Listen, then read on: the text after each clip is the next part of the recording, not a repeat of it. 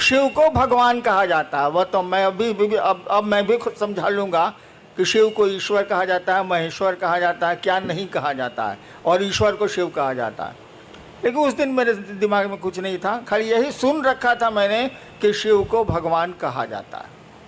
तो जैसे मेरे दिमाग में आई ये बात कि मैं अब भगवान को गुरु मानूंगा, अब इंसान को मानूंगा ही नहीं, तो शिव मेरे दिमाग में आए। कहे बाबूजी तो कहते हैं कि शिव ईश्वर का नाम है। मैंने शिव को गुरु मान लिया उसी क्षण।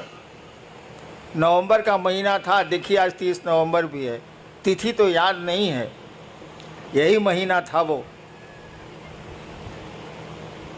और यहाँ तो ठंड पड़ती नहीं है, उस इलाके में थोड़ी ठंड आ गई। और मैंने शिव को गुरु मान लिया, सो मोटो, मैंने हिंदी बोलूं तो अपने मन से। किसी ने हमको नहीं बताया, ना मैं जानता था कि शिव गुरु है, मुझे कुछ पता नहीं था, मैंने मान लिया। आगे की घटनाएं तो बहुत लंबी चौड़ी हैं। मैं ये आपको बताना चाहता हूं कि मात्र एक ख्याल, मात्र एक विचार मेरे मन में उठा था 1974 के नवंबर में। मैं कॉलेज का विद्यार्थी था और उस ख्याल पर मैं खड़ा रह गया, उस विचार पर मैं खड़ा रह गया। और आगे की घटनाओं ने ऐसा मोड़ दिया। आपको तो विश्वास भी है शिव पर। मैंने तो क्रिया खाई थी कि 3 काम मैं नहीं करूंगा। आप आसमान से उतरेंगे जैसा फोटो में दिखते हैं, मैं आपसे कुछ नहीं सीखूंगा। आदमी के रूप में आइएगा और कहिएगा मैं ही महादेव हूं, मैं आपसे कुछ नहीं सीखूंगा। और उसी समय ये क्रिया भी हम खाए थे। और तीसरी शर्त मैंने बनाई थी कि जब गुरु ही बदल लिया, जब मास्टर मेरा बदल गया, तो पहले का मास्टर साहब का पढ़ाई कौन सी पढ़ना है। और मैंने छोड़ दिया, छोड़ भी दिया, उसी क्षण से छोड़ दिया। आगे की घटनाओं ने मुझको 8 साल में बताया। 8 साल तक मैं चुप रहा, किसी से कुछ नहीं बोलता था। अरे डिप्टी कलेक्टर था, ये काम करना ही है, कचहरी जाना ही है, ये करना वो करना, वो करता था। अपनी पत्नी को छोड़ के मैंने किसी को नहीं कहा कि मैंने शिव को गुरु माना। 8 साल तक मैं चुप रहा। मुझको लगता था कि आदमी धोखा देगा तो उसको पकड़ के चारों गालियों देंगे, सारा ये महादेव धोखा देगा तब क्या करेंगे। इसलिए मैं बोलता ही नहीं था कि ना, बोल पे नहीं करेंगे। और मंडल सर ने बताया कि जब मैं मधेपुरा में मजिस्ट्रेट था और पुराने मित्र मेरे श्मशानी आए मिलने के लिए, तो उन लोगों ने कहा कि हमको मालूम है। हम कह रही साला हम तो जानबे ना, हम किसी को बोल भी नहीं किए, इसको कैसे मालूम है कि शिव गुरु है। तब उन लोगों ने बताया कि किताब में तो लिखा हुआ है कि शिव गुरु है। तब माथा पीटा, जब किताब में लिखा हुआ है कि शिव गुरु हैं, घर में लइका, नगर में ढिढोरा, सारा महादेव घर घर का बाबा है। और तब कहाँ बहुआ रहे हैं लोग भाई, अपने बाबा को गुरु मानेंगे। देखेंगे पढ़ाता है कि नहीं पढ़ाता है, नहीं पढ़ाता है तब कहेंगे कि साला नहीं पढ़ाता है। लेकिन वो पढ़ाता है, वो गुरुओं का गुरु है, जगत गुरु शास्त्रों ने उसको कहा है, विश्व गुरु कहा जाता है शिव को।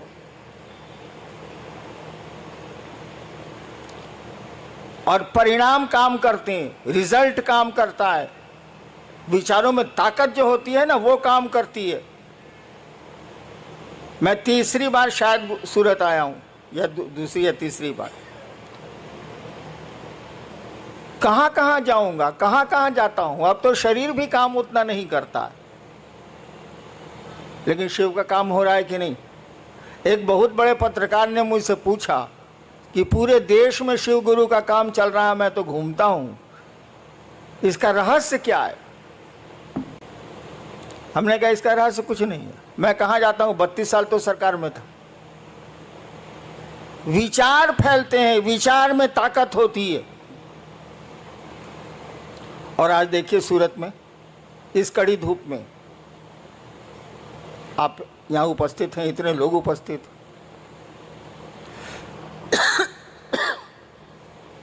आइए देखते हैं कि आपने लिख के क्या भेजा है?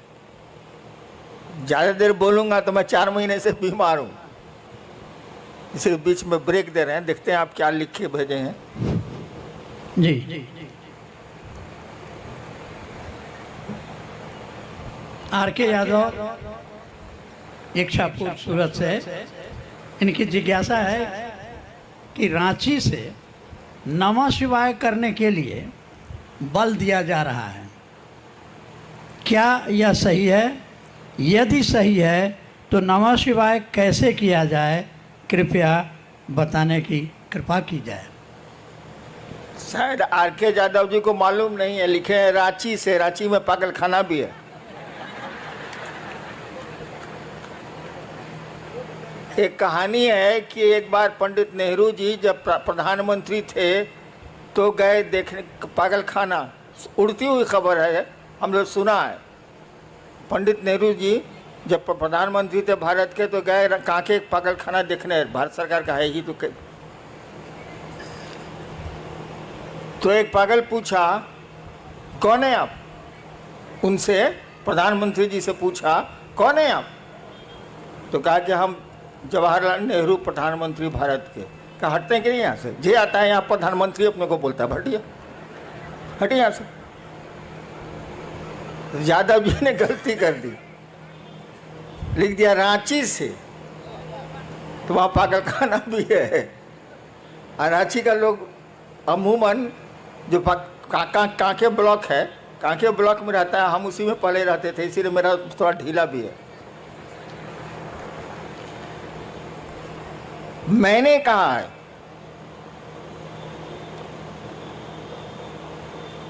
कि आपको नमः शिवाय करना चाहिए। आज तक तो सिस्टम रहा है कि मंत्रों को गोपनीय रखा गया, लेकिन शिव शिष्यता में क्या गोपनीय रखा जाए, हमको बताइए आप। वो जगत का गुरु है। जगत के एक एक आदमी को ये अधिकार है कि उस शिव को बिना किसी के परमिशन के वो अपना गुरु बना सकता है। विश्व गुरु है वो, तो उसकी चीजें कैसे गोपनीय रह सकती हैं? जिसके 5 चेला हो वो ना गोपनीय रखेगा, जिसका संसार ही चेला बन सकता है वो क्या गोपनीयता? तो हमने कहा कि आप नमः शिवाय करें, इस पंचाक्षर को करें आप। इससे आपके लौकिक कष्ट भी कम होंगे और थोड़ा मन भी आपका शिवगामी होगा, शिव की ओर चलेगा। नमः शिवाय करने का तो 2 ही तरीका है। एक, आप किसी माला पे कर सकते हैं 108 बार। दूसरा, सांस प्रश्वास भी एक माला है। माला कई तरह की होती है, कमल गट्टे की भी होती है, रुद्राक्ष की भी होती है, किसी चीज़ की हो सकती है, तुलसी की भी होती है। सांसों की माला भी माला ही है। हमारी आपकी सांस चलती है ना, ये 24 घंटे में 27,600 बार चलती है, जैसा मुझको याद है। यानी सांसों की भी माला है। सांसों की माला पर मंत्रों का आवागमन, मंत्र आए और गए, आवागमन देखा जाता है।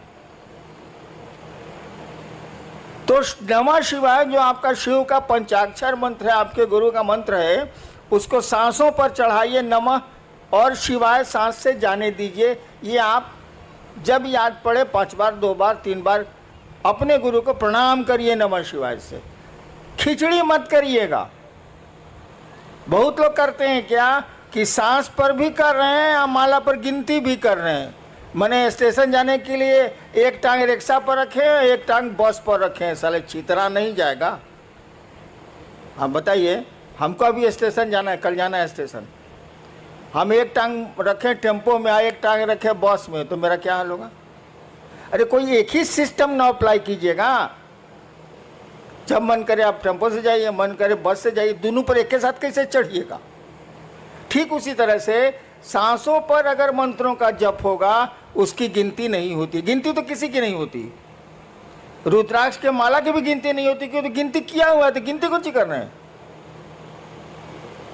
अरे भैया 108 बार माला में डाला हुआ है ये बीड्स, जिसको अंग्रेजी में कहते हैं दाना, तो उसको गिनती कौन सी कर रहे हैं नमः शिवाय 108 बार? वो तो गिनती किया हुआ है, सांस आपकी गिनती की हुई है, ये 24 घंटे में इतनी ही बार चलेगी। तो गिनती नहीं करनी है, न माला पर गिनती करनी है, न सांस पर गिनती करनी है। अरे रुद्र नमः शिवाय करना है, तो माला और सांस की खिचड़ी मत बनाइएगा। एगो टांग टेम्पो पर, एगो टांग बस पर, ये माफिक चलबे नहीं बाबा, ये नहीं चलेगा। माला पर करिए, स्वतंत्र रूप से करिए, सांस पर करिए, स्वतंत्र रूप से करिए, और करिए तो मैंने मंत्रों में शिष्यानुभूति पढ़िएगा, मैंने लिखी है, मंत्रों में भाव प्रवेश आवश्यक है। यानी आप नमः शिवाय किए, सोच रहे हैं खिचड़ी पकी कि नहीं पकी, ये तो मंत्र जप नहीं हुआ। नमः शिवाय किया तो सोचिए कि अपने शिव को, नमः शिवाय का मानी क्या है? शिव को प्रणाम। नमः शिवाय किया तो सोचिए कि शिव को प्रणाम आपका मन कर रहा है। सोचिए, शरीर नहीं झुकाना है, हाथ नहीं उठाना है, मन आपका शिव को प्रणाम कर रहा है। दोबारा फिर नमः शिवाय करिए तो सोचिए कि मन आपका शिव को प्रणाम कर रहा है। इस तरह से 108 बार करिए। इस तरह से सांसों पर जपिए, सांस पर जपिएगा तो याद पड़ जाएगा, उसमें दिक्कत नहीं है। लेकिन माला पे, माला जैसे कीजिएगा खिचड़ी याद आने लगेगी, चोखा याद आने लगेगा, अचार याद आने लगेगा। इसीलिए सोचिए कि नमः शिवाय का अर्थ होता है शिव को प्रणाम, आपका मन शिव को प्रणाम करे, तब नमः शिवाय का अर्थ हुआ, नहीं तो नमः शिवाय का क्या अर्थ? नेक्स्ट। मुंबई से भाई उर्वेश, इनकी जिज्ञासा है कि शिव भगवान और शिव गुरु में क्या अंतर है? कोई अंतर नहीं है। भगवान शिव और शिव गुरु में क्या अंतर है? महाकाल और महादेव में क्या अंतर है? अघोरेश्वर और शिव में क्या अंतर है?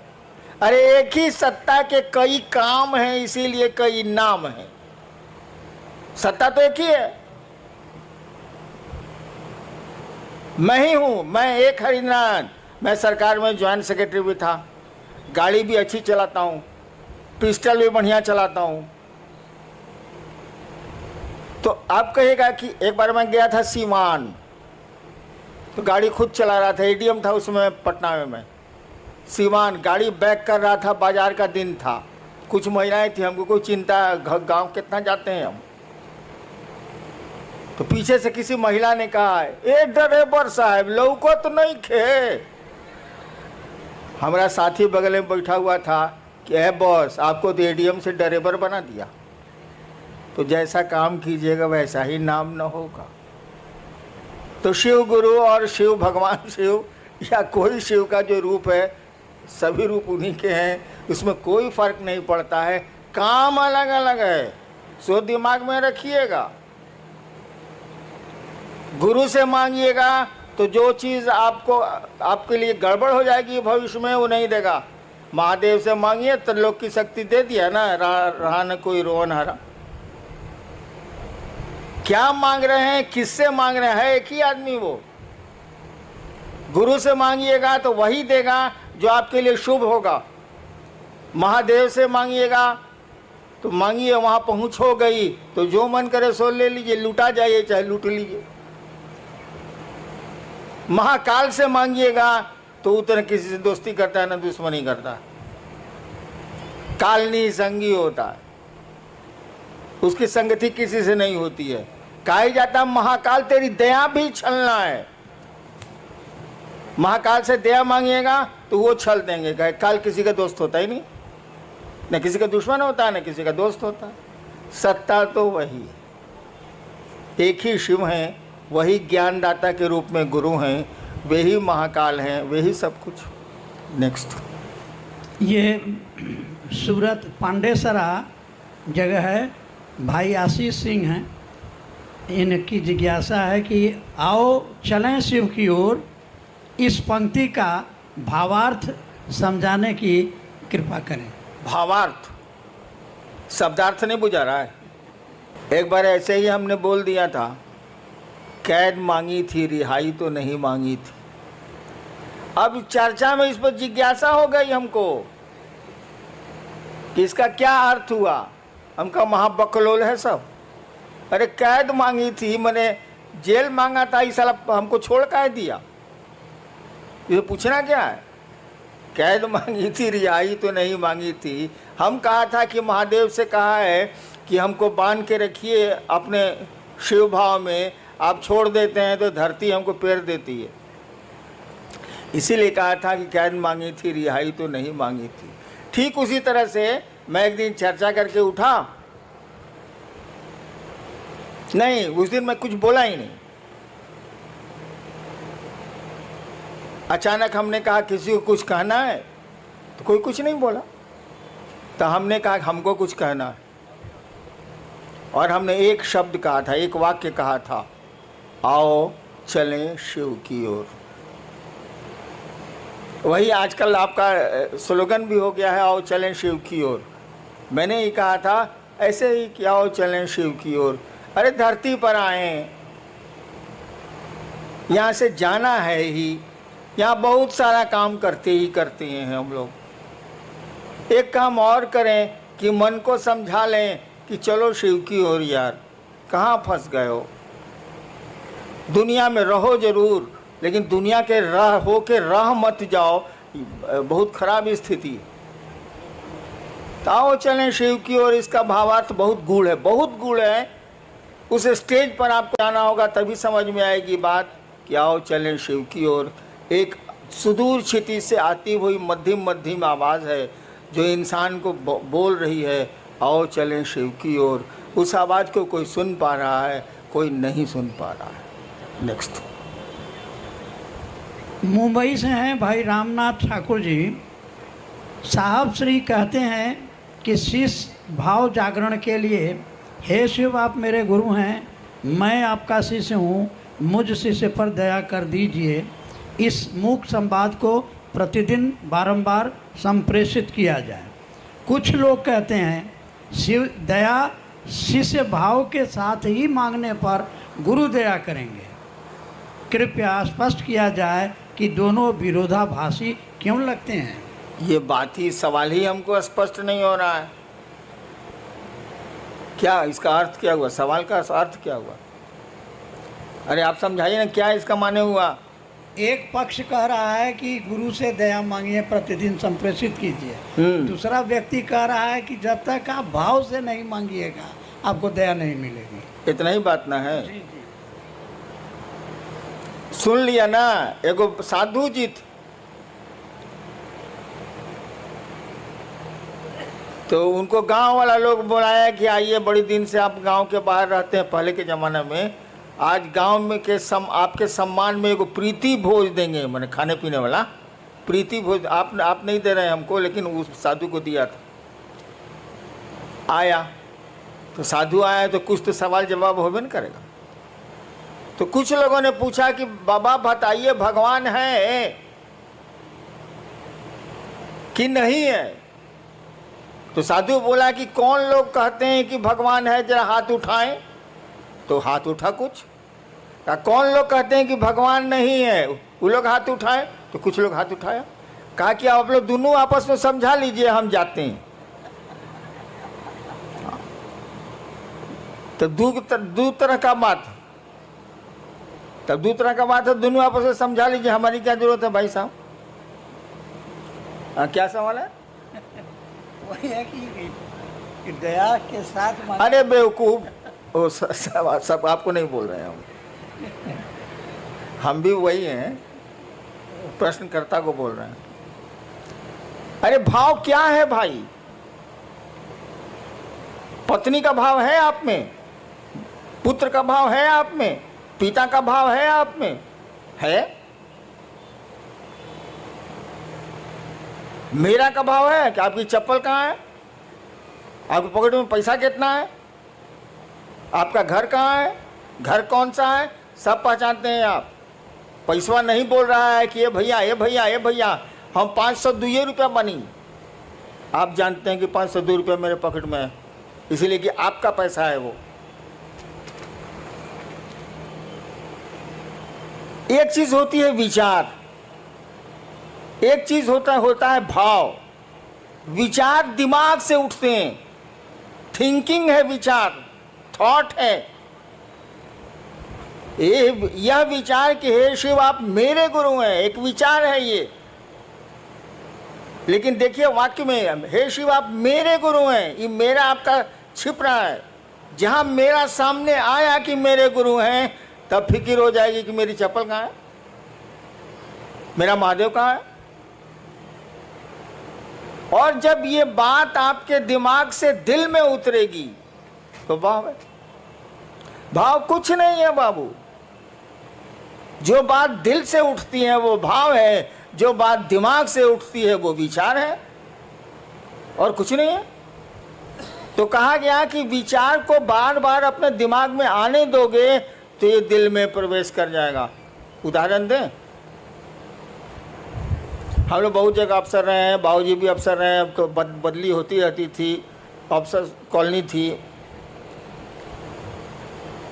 पत्नी ने एक दिन आपसे कहा कि जो पड़ोसी है ना अफसर, वो बढ़िया आदमी है, सो आज केला भेजा था बच्चों के लिए। ठीक, ये विचार है, सूचना आपको मिली है। फिर दूसरे दिन पत्नी ने कहा कि उसकी बीवी कद्दू भेजी है सब्जी के लिए। खाली आपके दिमाग में न्यूज आ रहा है, विचार आ रहा है। धीरे धीरे आपको लगेगा कि पड़ोसी बढ़िया आदमी।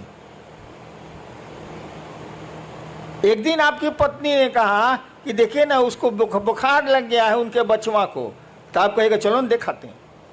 देखिए अब दिमाग से बात दिल में आने लगी, उसके बच्चे को देखने आप जाने लगे। इसका उल्टा देखिए, आपका बच्चा फूल तोड़ने पड़ोसी के यहाँ गया, डांट दिया पड़ोसी ने, आके आपको बोला कि मम्मी मम्मी मम्मी हमको डांट दिया, फूल तोड़ने गए थे। ठीक, एक सूचना आपको मिली, एक विचार आपके दिमाग में घुसा। फिर दूसरे दिन ऐसा ही कुछ हुआ, फिर तीसरे दिन ऐसा ही कुछ हुआ। 5 दिन के बाद आपको मालूम हुआ कि वो स्कूटर से जा रहा था, उलट गई स्कूटर, टांग टूट गया। आपके बाद ठीक हुआ साले को, ठीक हुआ साले को। देखिए अब दिमाग से, अखबार का न्यूज़ नहीं है ये, अखबार में रोज एक्सीडेंट होता रहता है, आप कहाँ कुछ सोचते हैं। यानी आपके दिल में बात आ गई, अब ये दुश्मनी का भाव पैदा हो रहा है। वहाँ दोस्ती का भाव पैदा हो रहा था, यहाँ दुश्मनी का भाव पैदा हो रहा है। तो भाव कुछ नहीं है, जो बात दिल से उठती है वो भाव है। शिव मेरे गुरु हैं, ये बात अगर दिल से उठती है तो ये भाव है, अगर दिमाग से उठती है तो ये विचार है। जब तक भाव में नहीं जाएगी ये बात, कहा ही जाता है कि आध्यात्म की किसी भी गाड़ी का पेट्रोल भाव होता। शास्त्र हमारे कहते ही हैं, भावेन लभते देवता भावेन देव दर्शनम। शास्त्र कहते हैं भारत के कि भाव से देवता मिलते हैं, भाव से देवताओं का दर्शन होता है। तो आध्यात्म की कोई गाड़ी का पेट्रोल भाव ही है, विचार नहीं। शिव मेरे गुरु हैं, ये विचार रिजल्ट नहीं देगा, लेकिन जब मन में बैठ जाएगी बात कि शिव मेरे गुरु हैं, मेरा गुरु है, वो रिजल्ट आने लगेगा। नेक्स्ट जिज्ञासा नहीं है, एक निवेदन है। मध्य प्रदेश से रीवा से भाई अशोक आप लिख रहे हैं कि आज 3 साल से रीवा वो सिद्धि जिला में महादेव का काम हम लोग कर रहे हैं। एक तरफ से शिव को गुरु मान रहे हैं और एक तरफ से लोग छोड़ रहे हैं। हम लोग आशीर्वाद लेने आए हैं कि रीवा वो सिद्धि में महादेव का काम बढ़े। साहब आशीर्वाद। एक तरफ से लोग मान रहे हैं, एक तरफ से छोड़ रहे हैं। मैं महादेव का काम 40 साल से कर रहा हूँ, महादेव करा रहा है, हम कल करेंगे।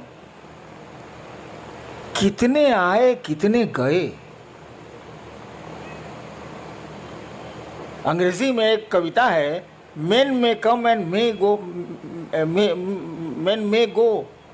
लोग आते हैं जाते हैं, but I go on for ever. मैं जाता हूं तो हमेशा के लिए जाता हूं।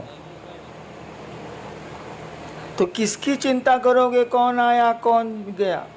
महादेव की दया जिस पर हुई वो रहेगा। हैं लोग कि नहीं मेरे साथ। मैं इनका विद्यार्थी था कॉलेज का 67 में।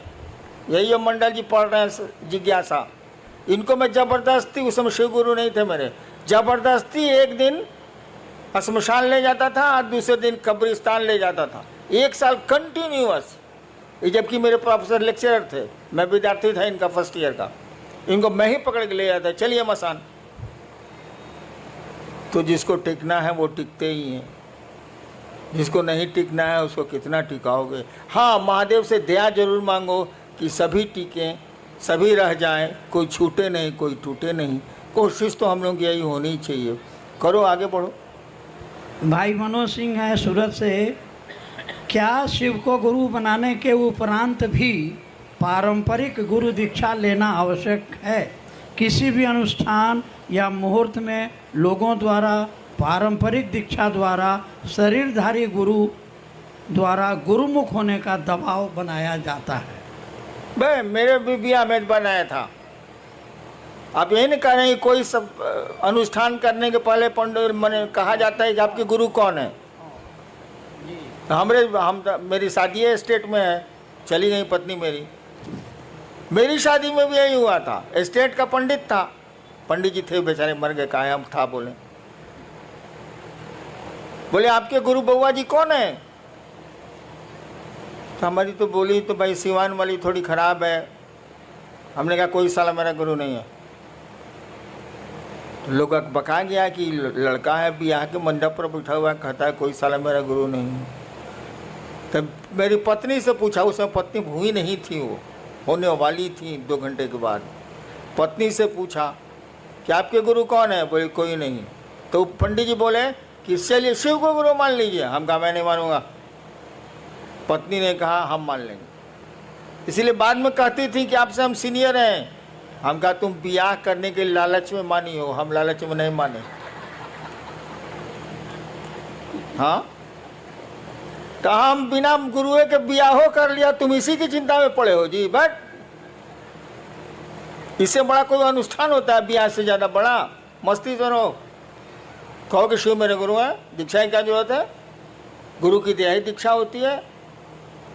दीक्षा का मानी समझते हो यार? जी, एक कई लोगों की ये जिज्ञासा है, जिसमें मुंबई कल्याण से हैं भाई सुनील मौर्य। तो शिव को गुरु बनाने के बाद भी कठिनाइयाँ पीछा नहीं छोड़ रही, इसकी क्या वजह हो सकती है? एक तो आप नमः शिवाय अगर ठीक से करते हैं, 108 बार अगर माला पर करते हैं, माला 108 की होती ही है, या टुकड़े टुकड़े में सांस पर नमः शिवाय से अपने गुरु को प्रणाम करते हैं, तो बाधाएं कम हो जाएंगी, कठिनाइयां कम हो जाएंगी। नमः शिवाय आपके कष्टों को कम करने की का बहुत सुंदर मेडिसिन है, औषधि है वो, उसको करिए।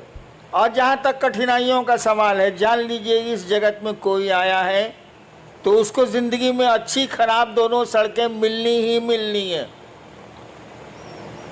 कोई उपाय नहीं है। आपकी ज़िंदगी के रास्ते उबड़ खाबड़ मिलेंगे ही मिलेंगे, अच्छे 4 लेन भी मिलेंगे उसमें, लेकिन ज़्यादा खतरा यही है कि उसमें उबड़ खाबड़ ही रास्ते मिलेंगे आपको ज़िंदगी में। चलना तो पड़ेगा ही पड़ेगा। होशियारी इतनी ही है कि सवारी बढ़िया कर लीजिए। अगर ट्रैक्टर से जा रहे हैं उबड़ खाबड़ में तो कमर टेढ़ी हो जाएगी। स्कॉर्पियो से चले जाइए तो कमर नहीं टेढ़ी होगी, खाली जर्क महसूस होगा। तो ज़िंदगी के रास्ते तो उबड़ खाबड़ मिलेंगे, सवारी ठीक कीजिए, शिव की सवारी लीजिए। जर्क तो उसके बाद भी महसूस होगा, लेकिन कमर टेढ़ी नहीं होगी। रास्ते नहीं बदले जा सकते, सवारियां बदली जा सकती हैं। शिव की सवारी ले लो, शिव यान ले लो, यान माने सवारी, शिव यान ले लो, वायुयान, शिव यान ले लो, निकलते चलो निकलते चलो। थोड़ा बहुत तो जर्क लगता ही लगता है, अच्छी सड़क मिलेगी तो नहीं लगेगी। जीवन में कठिनाइयाँ आएंगी ही आएंगी। धरती पर जो भी आया है आज तक परेशानियों में रहा है वो, और उसमें उसने काम किए हैं। पहाड़ों पर वो चढ़ते हैं जिनको चढ़ना होता है, नहीं तो सीढ़ियां भी पहाड़ होती। इंसान के लिए सीढ़ियां भी पहाड़ होती हैं। और कोई है जो एवरेस्ट पर भी चढ़ता है और जिसका नाम होता है शेरपा तेंजिंग, दुनिया जानती है उसको। और कुछ लोग मिलेंगे कि आपके घर नहीं आ सकेंगे, एक पहला मंजिल पर आपका रहने का है, बड़ी दिक्कत है। कुछ लोग सीढ़ियों को पहाड़ बनाते हैं, कुछ लोग पहाड़ को सीढ़ियाँ बनाते हैं। इसीलिए इन चीज़ों से नहीं घबराना है। परेशानियाँ हो आगे बढ़ो, शिव की ओर बढ़ो, तभी मज़ा है, तभी किसी रिजल्ट का मज़ा है, नहीं तो कुछ मज़ा नहीं। चलना चाहिए क्या? आयोजक गण क्या मुझको अनुमति देंगे? चलिए भाई, सूरत का ये शिव गुरु महोत्सव, बैठिए आप लोग। एक मेरी दिल की इच्छा बताता हूं आपको, शायद पूरी हो पाए या नहीं, आप कर पाए कि नहीं। सूरत में मैं शिव की सूरत देखना चाहता हूं, उस महादेव की।